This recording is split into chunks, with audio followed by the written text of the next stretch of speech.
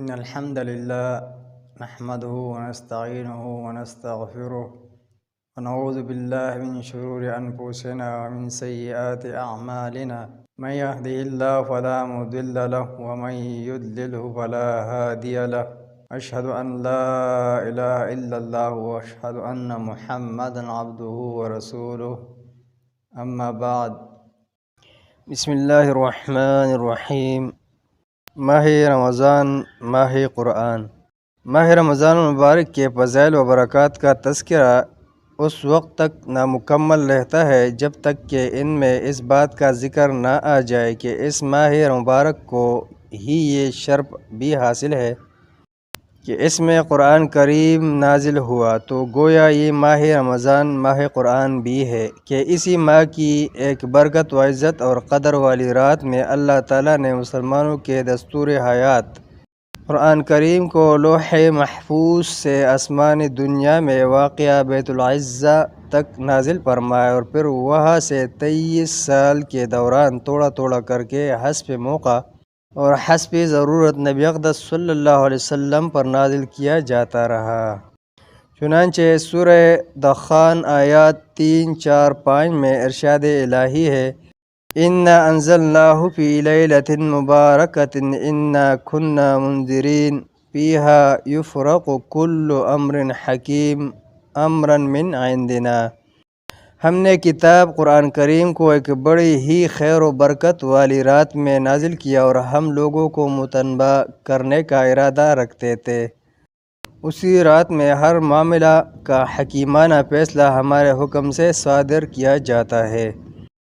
حکیمانہ فیصلوں کی رات۔ ان آیات کریمہ سے یہ مسئلہ بھی حل ہو گیا کہ پیدائش و اموات اور رزق وغیرہ کے فیصلے معروف بات کے مطابق 15 شعبان المعروف شب بارات کو نہیں ہوتے،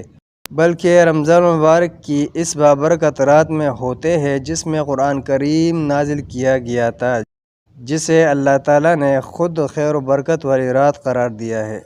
تفسیر ابن کثیر میں لکھا ہے کہ جو شخص فیصلوں والی اس رات کو 15 شعبان کی رات کہے، اس کا قول بعید از حقیقت ہے۔ قاضی ابوبکر ابن العربی رحمہ اللہ لکھتے ہیں: جمہور علماء کے نزدیک اس سے رمضان کی رات مراد ہے، 15 شعبان والا قول باطل ہے۔ شاہ ولی اللہ محدث دہلوی نے بھی حکیمانہ فیصلوں کی رات اسی رات کو قرار دیا ہے جس میں قرآن اتارا گیا تھا۔ اس 15ویں شعبان کی رات کو جو شب بارات یا شب قدر کہا جاتا ہے، یہ بھی صحیح نہیں، کیونکہ احادیث شریفہ اور فقہاء و محدثین کی تصریحات میں اس رات کے بارے میں شب بارات یا شب قدر کے الفاظ کا ذکر کہیں نہیں ملتا،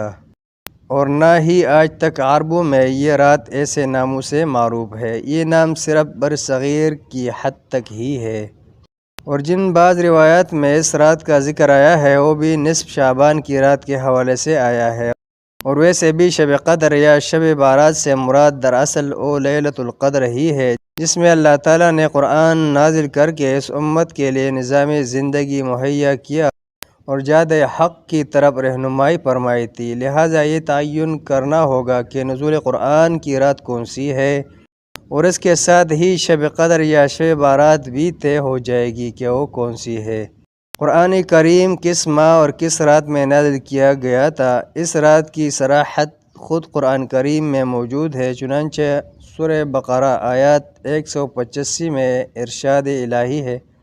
شہر رمضان الذی انزل فیہ القرآن ھدی للناس وبینات من الھدی والفرقان۔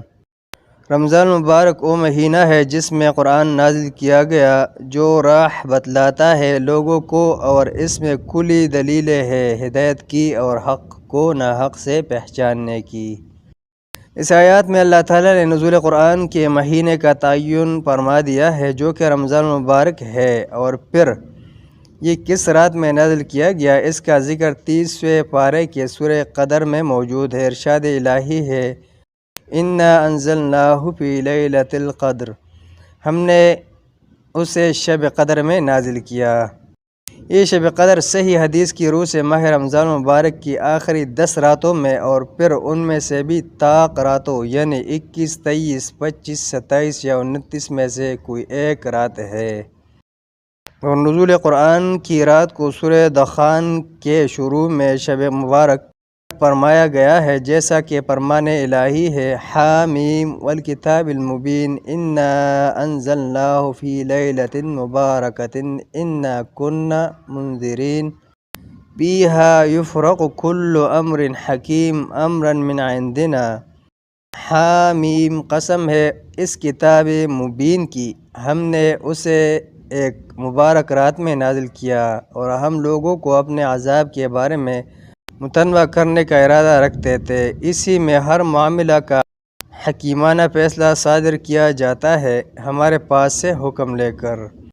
مثال بھر میں جو بڑے بڑے کام سر انجام پانے ہوتے ہیں ان کا آخری فیصلہ اللہ تعالیٰ کے حکم سے کر دیا جاتا ہے۔ اس سے یہ بات بھی واضح ہو گئی کہ پیدائش و اموات، خوشی و غم و رزق و فقر کے جو بھی فیصلے ہوتے ہیں وہ اسی مبارک شب میں ہوتے ہیں جس میں قرآن کریم نازل ہوا، اور وہ شب مبارک شب قدر رمضان میں ہے نہ کہ ماہ شعبان میں، اور شب فارسی ترجمہ ہے لیلہ کا، اور قدر تو ہر دو زبان میں مشترک ہے، لہٰذا لیلۃ القدر کو فارسی میں شب قدر کہا جاتا ہے، حالانکہ یہ نام اللہ تعالیٰ نے ماہ رمضان مبارک کے آخری عشرہ کی طاق راتوں میں سے ایک رات کو دیا ہے۔ البتہ سورہ دخان کی مذکورہ آیات میں جو لیلۃ مبارکۃ کے الفاظ آئے ہیں ان سے بعض لوگوں نے 15 شعبان کی رات مراد لی ہے، لہٰذا بہتر معلوم ہوتا ہے کہ سورہ دخان کی مذکورہ آیات کی تفسیر قدر تفصیل سے ذکر کر دی جائے۔ چنانچہ معلم ان تنزیل المعروف تفسیر خازن میں ہے، حضرت قتادہ اور ابن زید رحمہم اللہ نے کہا ہے کہ لیلہ مبارکہ سے لیلۃ القدر مراد ہے جس میں اللہ تعالیٰ نے قرآن کریم نازل کیا، اور آگے لکھا ہے یہ بھی کہا گیا ہے کہ اس سے مراد نصف شعبان کی رات ہے۔ یہاں یہ بات یاد رہے کہ اہل علم کے نزدیک جو بات صحیح تر ہو پہلے اسے معروف کے صیغے سے ذکر کر دیا جاتا ہے، اور جو معتبر اقوال ہو انہیں مجہول کے صیغہ قیل کے بعد لایا جاتا ہے جیسا کہ یہاں ہے، اور ایسے ہی دیگر مقامات اور دیگر مسائل میں بھی ہوتا ہے۔ لہٰذا یہ بات واضح ہو گئی کہ امام خازن کے نزدیک حضرت قتادہ اور ابن زید رحمہم اللہ کی تفسیر ہی زیادہ معتبر اور صحیح تر ہے، اور ان کے نزدیک یہاں لیلہ مبارکہ سے رمضان مبارک والی لیلۃ القدر ہی مراد ہے نہ کہ نصف شعبان والی رات، اور یہ دوسرا قول ضعیف اور مرجوح ہے۔ تفسیر جامع البیان میں جمہور اہل علم کا مسلک یہی ذکر کیا گیا ہے کہ اس سے مراد رمضان مبارک والی لیلۃ القدر ہے۔ البتہ مرجوح قول ذکر کرنے کے لیے یہ بھی لکھا ہے بعض کے نزدیک اس سے نصف شعبان کی رات مراد ہے۔ دوسری مختصر تفسیر جلالین میں تفسیر المدارک کے حوالے سے لکھا ہے اس سے مراد رمضان مبارک والی لیلۃ القدر ہے یا پھر نصف شعبان والی رات۔ اس سے آگے اس لیلہ مبارکہ کے بارے میں لکھا ہے کہ اس مبارک رات میں قرآن کریم 7ویں آسمان لوح محفوظ سے آسمان دنیا پر نازل ہوا۔ پھر شعبان و رمضان کی دونوں راتوں کے بارے میں لکھا ہے جمہور اہل علم کے نزدیک اس مبارک رات سے پہلی یعنی رمضان مبارک والی رات لیلۃ القدر مراد ہے۔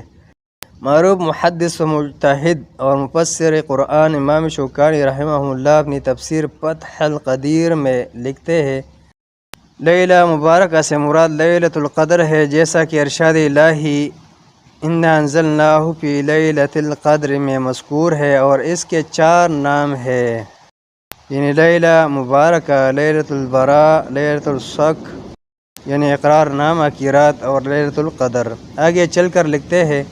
اکرمہ نے اس سے شعبان کی رات مراد لی ہے، مگر حق یہ ہے کہ صحیح بات وہی ہے جو جمہور کا مسلک ہے کہ اس سے لیلۃ القدر ہی مراد ہے، کیونکہ یہ تو اللہ تعالیٰ نے مجمل ذکر فرمایا ہے، مگر سورہ بقرہ کی آیات شہر رمضان الذی انزل فیہ القرآن میں واضح کر دیا ہے۔ اسی طرح سورہ قدر انا انزلناہ فی لیلۃ القدر میں بھی وضاحت موجود ہے، اور اس واضح بیان کے بعد کوئی وجہ ہی باقی نہیں رہ جاتی کہ اختلاف کیا جائے، اور نہ ہی کسی شک و شبہ کی گنجائش رہ جاتی ہے۔ ترجمان القرآن حضرت ابن عباس رضی اللہ عنہما سے بھی یہی ثابت ہے کہ اس رات سے رمضان المبارک والی لیلۃ القدر ہی مراد ہے۔ امام رازی رحمہ اللہ نے اپنی تفسیر المعروف تفسیر کبیر میں لیلہ مبارکہ سے لیلۃ القدر مراد ہونے کا تذکرہ کرنے کے بعد لکھا ہے،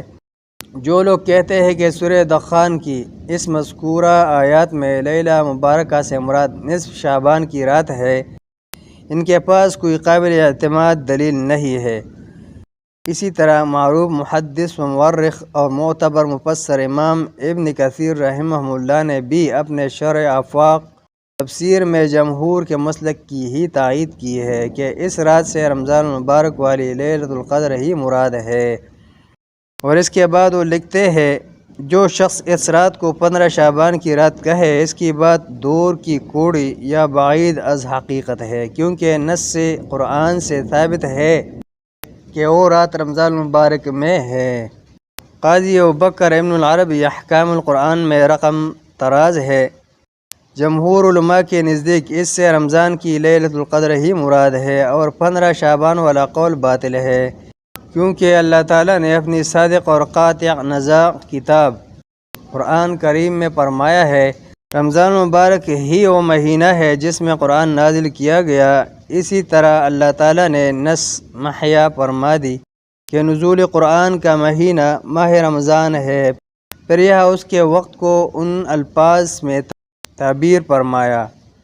اس مبارک رات میں۔ اور نصف شعبان والی رات کی فضیلت اور نسخ آجال اموات کے بارے میں کوئی قابل اعتبار اور قابل اعتماد حدیث نہیں ہے۔ ان تفسیری حوالہ جات سے یہ بات واضح ہو گئی کہ سورہ دخان کی آیات 3 میں مذکورہ رات رمضان المبارک والی لیلۃ القدر ہے، نہ کہ شعبان والی رات۔ تفسیری کتب کی طرح شروح حدیث میں بھی یہی بات کہی گئی ہے، مثلا معروف حنفی محدث ملا علی قاری رحمہ اللہ مرقع شرح مشکات میں لکھتے ہیں، بعض اسلاف کا خیال ہے کہ لیلہ مبارکہ سے مراد نصف شعبان کی رات ہے، لیکن یہ قول نصوص قرآن کے مخالف ہے، کیونکہ قرآن کا نزول رمضان میں لیلۃ القدر میں ہوا ہے، لہٰذا لیلہ مبارکہ سے بھی لیلۃ القدر ہی مراد ہے۔ اس طرح اس آیات میں کوئی اختلاف نہیں ہے،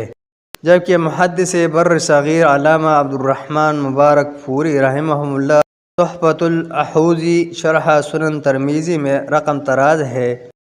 بے شک آیات انا انزلناہ فی لیلۃ مبارکۃ میں لیلہ مبارکہ سے مراد جمہور اہل علم کے نزدیک رمضان المبارک کے آخری عشرہ والی لیلۃ القدر ہے۔